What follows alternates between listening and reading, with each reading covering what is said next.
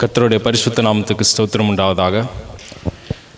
கர்த்ததாமே சிலுவையில் தொங்கின 7 வார்த்தைகளில் 3வது வார்த்தை பகிர்வதற்காக கர்த்தர் கொடுத்த கிருபைக்காய் கர்த்தரை நான் துதிக்கிறேன்.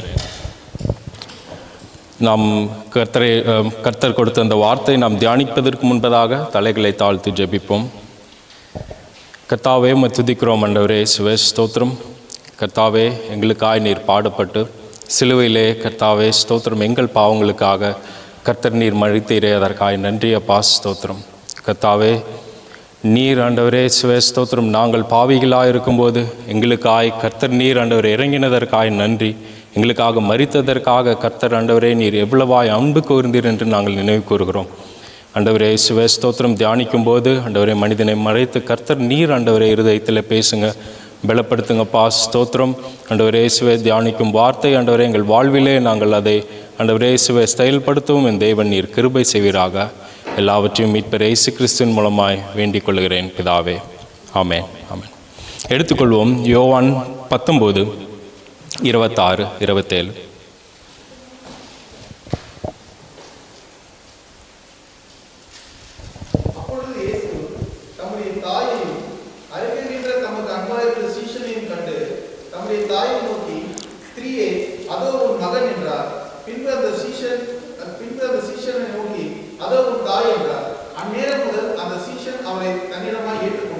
ஆமென்.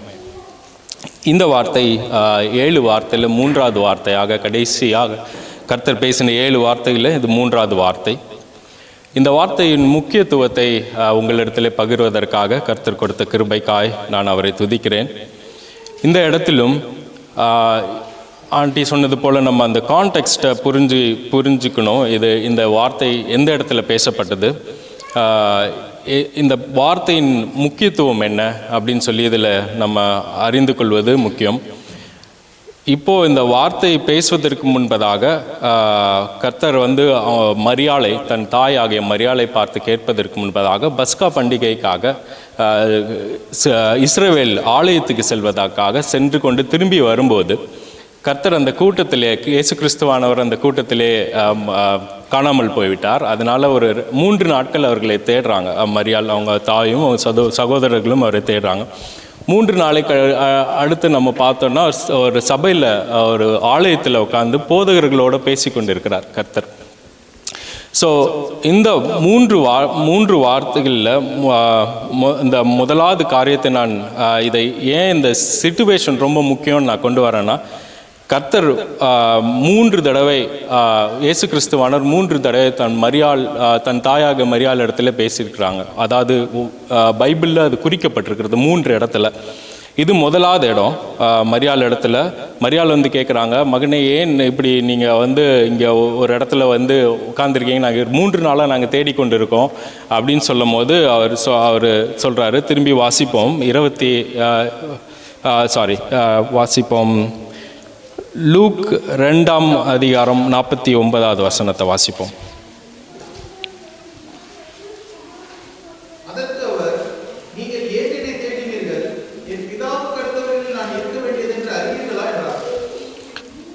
இது முதலாவதாக மரியாள் இடத்துல பேசின, இயேசு கிறிஸ்துவானவர் மரியாள் இடத்துல பேசின வார்த்தை.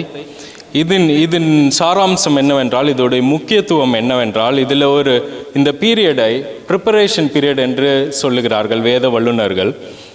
12 வயது ஆகிறது இயேசு கிறிஸ்துவுக்கு. 12 வயது. இந்த 12 வயதிலிருந்து கர்த்தர் முதலாவது அதிசயம் செய்வது வரைக்கும் இருக்கிற பீரியட் ப்ரிப்பரேஷன் பீரியட் அப்படியாக நான் எழுதியிருக்கிறேன் இந்த இடத்துல. கர்த்தர் இந்த ப்ரிப்பரேஷன் பீரியடில் அவர் நேற்று நம்ம தியானித்தது போல், பெரிய வியாழனில் தியானித்தது போல், கர்த்தர் 100% ஹியூமன், 100% கடவுளாக இந்த உலகத்திலே இருந்தார்.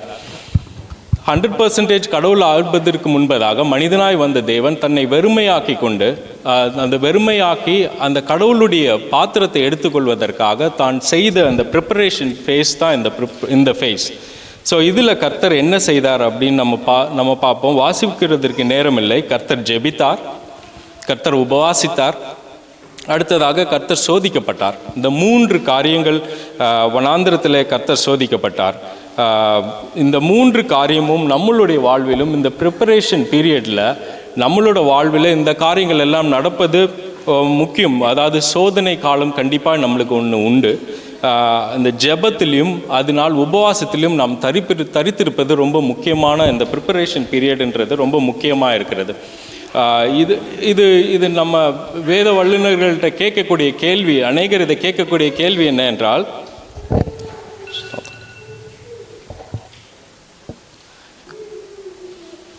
வேத வல்லுநர்கள் இடத்துல கேட்கக்கூடிய கேள்வி என்ன என்றால், இது கர்த்தர் அவர் 100% ஹியூமன் என்றால் எதற்கு அவருக்கு சோதிக்கப்பட வேண்டும்?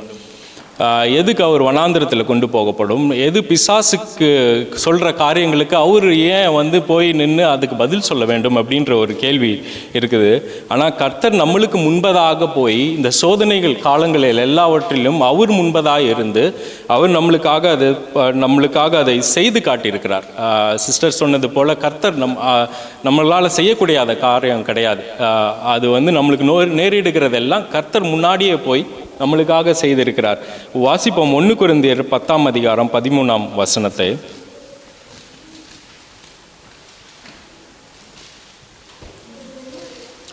1 கொரிந்தியர் 10ஆம் அதிகாரம் 13ஆம் வசனம். மனுஷருக்கு நேரிடுகிற சோதனை அல்லாமல் வேறே சோதனை உங்களுக்கு நேரிடவில்லை. தேவன் உண்மையுள்ளவராயிருக்கிறார். உங்கள் திராணிக்கு மேலாக நீங்கள் சோதிக்கப்படுவதற்கு அவர் இடம் கொடாமல் சோதனையை தாங்கத்தக்கதாக சோதனையோடு கூட அதற்கு தப்பிக்கொள்ளும்படியான போக்கையும் உண்டாக்குவார். ஆமென். ஸோ இந்த கர்த்தர் அவர் சோதனையை எடுத்துக்கொண்டார். சோதனையை இந்த வசனத்தில் சொல்லப்பட்டிருக்கிறது, கர்த்தர் உண்மையுள்ளவராக இருக்கிறார் என்று. ஒரு ஏத்திஸ்ட் கிட்ட இப்படியாக கேள்வி கேட்கப்பட்டது. கிறிஸ்டியானிட்டியில் இருக்கிறதுலே ஒரு பெரிய கொஷின் என்னவென்றால், பெயின் எதுக்கு வருது? ஃபார் எக்ஸாம்பிள் வார், ஒரு இடத்துல யுத்தம் நடக்குதுன்னா குழந்தைகள் மரிச்சு போகிறாங்க. அப்புறம் கேன்சர், 2 வயசு குழந்தைக்கு எதுக்கு கேன்சர் வருது? ஆக்சிடெண்ட் சம்மந்தம் இல்லாத ஒருத்தர் தப்பு பண்ணுறதுனால, ஆப்போசிட்டில் வரவங்க தப்பு பண்ணுறதுனால காரில் இருக்கிற குழந்தைங்க இல்லையா மரிச்சு போகிறாங்க. இது ஒரு டஃப்பான எந்த ரிலீஜனுக்கே இது ஒரு டஃப்பான கொஷின் கேட்கப்பட்ட போது, அப்போது அந்த எய்திஸ்ட் கிறிஸ்டியன் அப்பாலஜிட்டுக்கிட்ட கேட்கும் போது கிறிஸ்டியன் அப்பாலஜிட்டு அதுக்கு பதில் சொன்னது என்னவென்றால், ட்ரூ, பெயின் யாராலையுமே இது பண்ண முடியாது. ஆனால் அட்லீஸ்ட் என்னோட கடவுள் மனிதனாய் என்ன கஷ்டமோ அதை எடுத்துக்கொண்டு ஹீ அண்டர்ஸ்டாண்ட்ஸ் த பெயின். என்ன சோதனை நடந்ததோ இந்த சோதனையில் எல்லாம் கூட இருந்தனால கர்த்தர் இந்த சோதனையை நம்மளுக்கு தாங்கிக் கொள்வதற்கான பலனை தருகிறார். அவர் அண்டர்ஸ்டாண்ட் பண்ணுறார். தெய்வமாக இருக்கிறவர், ஒரு மனுஷனுக்கு தெய்வமாக இருக்கிறவர் ஒரு மனுஷனுடைய இடத்தை எடுக்கலைன்னா எப்படி பெயின் அண்டர்ஸ்டாண்ட் பண்ண முடியும் எந்த ரிலீஜன்லேயும்? ஸோ இந்த காரியம் அதே மாதிரி எபிரேயர் 4ஆம் அதிகாரம் 15ஆவது வசனத்தை வாசிப்போம். நம்முடைய பலவீனங்களை குறித்து பரிதபிக்கக்கூடாத பிரதான ஆசாரியர் நமக்கிராமல் எல்லா விதத்திலும் நம்மை போல் சோதிக்கப்பட்டும் பாவமில்லாதவராய் இருக்கிற பிரதான ஆசாரியரே நமக்கு இருக்கிறார். ஸோ நம்ம போல சோதிக்கப்பட்டிருக்கிற அடுத்த வசனமும் சேர்த்து வாசிப்போம். ஆதலால் நாம் இரக்கத்தை பெறவும் ஏற்ற சமயத்தில் சகாயம் செய்யும் கிருபையை அடையவும் தைரியமாய் கிருபாசன தண்டையில் சேரக்கடவும். ஆமென். பவுல் இந்த சிலுவையின் காலம், கர்த்தர் அந்த சிலுவையின் பாட சுருக்கி ஒரு 2 வசனமாக எழுதுகிறார். இந்த இடத்துல 15ஆவது வசனம், நம்ம கர்த்தர் சோதிக்கப்பட்டு என்னென்ன நீ கஷ்டத்தெல்லாம் நம்ம அனுபவிக்கிறோமோ அந்த கஷ்டங்கள் எல்லாம் கர்த்தர் முன்னாடி போய் அந்த கஷ்டத்தில் அனுபவித்த தேவன் நம்மளுக்கு இருக்கிறதுனால நம்ம அதை பற்றி கவலைப்பட வேணாம், தைரியமாக கிருபாசனண்டயத்தில் போவோம் நம்ம வாங்க அப்படின்னு சொல்லி பவுல் சுருக்கமாக சொல்லுகிறார். ஸோ இந்த வசனம் இந்த வசனம் என்ன குறிப்பிடுது என்றால், நாம் கர்த்தரிடத்திலே நம் தயங்கி நிற்க தேவையில்லை. நம்மளுக்கு முன்பதாக கர்த்தர் சென்று அவர் எல்லா பாடுகளையும் எல்லா உபத்திரவங்களையும் அவர் பட்டிருக்கிறாரு. அதனால நம்ம தைரியமாக போவோம் என்று சொல்லுகிறார். இதுவே முதல் தடவை மரியாள் இடத்துல கிறிஸ்து பேசினதுக்கப்புறம் நடந்த ஒரு ப்ரிப்பரேஷனான ஒரு 2வது காரியம், 2வதான வார்த்தை யோவான் 2ஆம் அதிகாரம் 4வது வசனத்தை பார்ப்போம். அதற்கு இயேசு, ஸ்திரீயே, எனக்கும் உனக்கும் என்ன, என் வேலை இன்னும் வரவில்லை என்றார். ஆமென். இந்த இடத்துல இது 2வது தடவையாக மரியாள் இடத்துல தன் தாய் இடத்துல கிறிஸ்து பேசுகிறார். பேசும்போது சொல்கிறாரு, என்னோட வேலை இன்னும் வரவில்லை அப்படி. இது நான் எழுதியிருக்கிறேன், இப்படியாக எழுதியிருக்கிறேன், இது டிரான்சிஷனிங் பீரியட் அப்படின்னு சொல்லிட்டு, ப்ரிப்பரேஷன் பீரியட், அடுத்ததாக டிரான்சிஷன் பீரியட். அப்போது இதில் இந்த டிரான்சிஷன் பீரியடில் இருந்தால் கர்த்தர் அற்புதத்தை செய்ய ஆரம்பிக்கிறார். மரியாளோட பேசி முடித்ததுக்கப்புறம் நம்ம அடுத்ததாக அந்த லூக்காலேயே தொடர்ந்து 51ஆம் அதிகாரத்தை வாசிப்போம். லூக்கா 2ஆம் அதிகாரம் 51வது வசனம். பின்பு அவர் அவர்களுடனே கூட போய் நாசரேத்தூரில் சேர்ந்து அவர்களுக்கு கீழ்ப்படிந்திருந்தார். அவருடைய தாயார் இந்த சங்கதிகள் எல்லாம் தன் இருதயத்தில் வைத்து கொண்டாள். போதும். ஸோ அவருக்கு கீழ்ப்படி இருந்த, அவங்க பெற்றோருக்கு கீழ்ப்படி இருந்த ஒரு கிறிஸ்து இருந்தார் அங்கே. அது முதல் தடவை கேட்டார், என்ன நான் பிதாவுக்கு அடுத்த காரியங்களில் நான் இருக்க வேண்டியது அல்லவான்னு சொல்லிட்டு அவர் அப்படியே தனித்து இருக்கவில்லை. அவங்களோட பேரண்ட்ஸோட போய் இருந்து கீழ்ப்படி இருந்தார். ஒருவேளை ஊரில் இருக்கிறவங்களாம் அது வரைக்கும் இந்த 12 வயசுலேருந்து இந்த டிரான்சிஷன் பீரியட் வரைக்கும் அவங்க அம்மாட்ட சொல்லி கேட்டிருந்துருக்கலாம், எனக்கு இவரை உதவி செய்ய சொல்லுங்க அப்படின்னு சொல்லிட்டு. ஆனால் இந்த இடத்துல இந்த டிரான்சிஷன் பீரியடில் கர்த்தர்கிட்ட வந்து சொல்லும் போது கர்த்தர் கேட்குறாரு, என்னோட வேலை இன்னும் வரவில்லை. ஏன்னா இது வந்து மெஸ்ஸியானிக் டிரான்சிஷன். பைபிளில் கொடுக்கப்பட்ட அத்தனை அதிசயங்களையும் கர்த்தர் இதுக்கப்புறம் நடக்க போகிறது அந்த டிரான்சிஷன் பீரியட். நான் இப்படியாக எழுதியிருக்கிறேன், if there is a preparation phase there will be a transition phase. நம்மளுடைய ப்ரிப்பரேஷன் ஃபேஸ்ன்னு ஒன்று இருக்கு இல்லையா, நம்மளுக்கு எந்த ஃபேஸில் இருக்குமோ இப்போது வேதத்தை வாசித்து உபவாசித்து நம் ஜெபித்து இருக்கும்போது there will be a transition phase. அங்கே கர்த்தர் நம்ம அதில் டிரான்சிஷன் ஃபேஸில் நடத்துவார். அது எப்படி என்றால் ஆவியானவரை கொண்டு நம்மளை நடத்த வல்லவராக இருக்கார். நம்மளுக்கு அழைக்கப்பட்டிருக்கிறோம் ஒவ்வொருத்தரும், இன்றைக்கி வந்திருக்கிற ஒவ்வொருத்தரும் அழைக்கப்பட்டவர்களாக இருக்கிறோம். நம்ம ஏதோ இன்னைக்கு ஒரு ஆக்சிடெண்ட்டாக நம்ம இங்கே வரவில்லை. கர்த்தர் ஒவ்வொருத்தரையும் அழைத்திருக்கிறார். என்ன சித்தமோ அதை கர்த்தர் செய்ய வல்லவராக இருக்கிறார். ஸோ அந்த டிரான்சிஷன் பீரியட் நம்மளுக்குள்ளே வர வேண்டும் என்றால் இந்த ப்ரிப்பரேஷன் பீரியடை கர்த்தரிடத்திலே நாம் கொடுக்க வேண்டும். அது வந்து நான் இப்படி எழுதியிருக்கிறேன், நம்மளுடைய பலத்தினாலும் அல்ல பராக்கிரமத்தினாலும் ஆவியினாலே ஆகும். கர்த்தருடைய ஆவியினாலே தான் நம்ம இதை செய்ய வேண்டும் அப்படின்னு சொல்லிட்டு 3வது தடவை தன் தாயிடம் பேசுகிறாள் மரியாள் இடத்திலே. வாசிப்போம் யோவான் 19:26-27. அப்பொழுது இயேசு தம்முடைய தாயையும் அருகே நின்ற தமக்கு அன்பாயிருந்த சீஷனையும் கண்டு தம்முடைய தாயை நோக்கி, ஸ்திரீயே, அதோ உன் மகன் என்றார். பின்பு அந்த சீஷனை நோக்கி, அதோ உன் தாய் என்றார். அந்நேரம் முதல் அந்த சீஷன் அவளை தன்னிடமாய் ஏற்றுக்கொண்டான். ஆமென். இந்த ஃபேஸ் வந்து இது உலகத்திலிருந்து ஆவிக்குரிய காரியங்களில் டிரான்செண்டிங் ஃபேஸ்ன்னு நான் எழுதியிருக்கேன். First preparation phase, transition phase, அடுத்து வந்து டிரான்செண்டிங் ஃபேஸ். இங்கே வந்துட்டு கிறிஸ்துவானவர் கடைசி நேரங்களில் ஒப்பு கொடுக்க வேண்டியது இருக்கணும். ஃபார் எக்ஸாம்பிள் நம்மளோட ஆஃபீஸில் கடைசி எக்ஸிட் இன்டர்வியூக்கு முன்னாடி எல்லாத்தையும் நம்ம கொடுத்துட்டு தான் போகணும். லேப்டாப்பை இல்லை சரண்டர் பண்ணிட்டு போகணும். கர்த்தர் இயேசு கிறிஸ்துவுக்கு அப்படி எதுவுமே இல்லை. எங்கேயும் கணக்கு கொடுக்கணும், அவர் பிதாவானவருக்கு கணக்கு கொடுக்க வேண்டியதாக இருந்தது. அவர் சொன்னார், என்னிடத்தில் கொடுக்க மக்களை நான் கர்த்தரிடத்தில் நான் கொண்டு ஒப்பு கொடுத்துட்டேன்.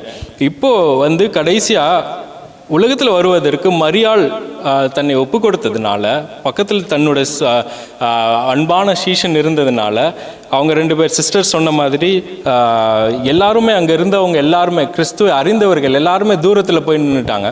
ஏனென்றால் அங்கே நிந்தித்தவர்கள் அநேகர் இருந்தாங்க. அந்த இடத்துல யோசித்து பார்ப்போம், சிலுவையை சுற்றி ரோமர்கள் எல்லாமே பரியாசம் பண்ணுகிறவர்கள் இருக்கும்போது தாயும் ஒரே ஒரு சீஷன் மட்டும் அங்கே நின்றுட்டு இருந்தா. இன்னும் 2 பேர் கூட இருந்த பெண்கள்.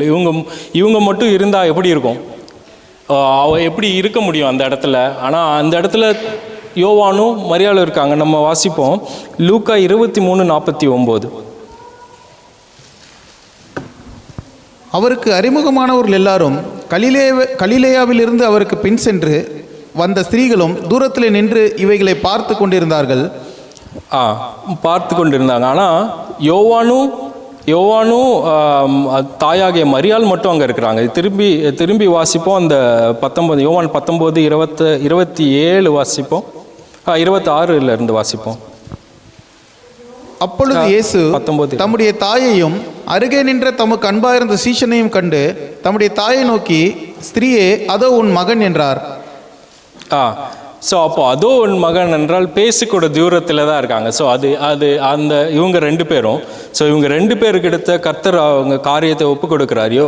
நம்ம அந்த சிச்சுவேஷனை சங்கீதக்காரன் வந்து இமேஜின் பண்ணி அப்போ பாடுறாரு. அவர் சங்கீதம் 22:12 வாசிப்போம்.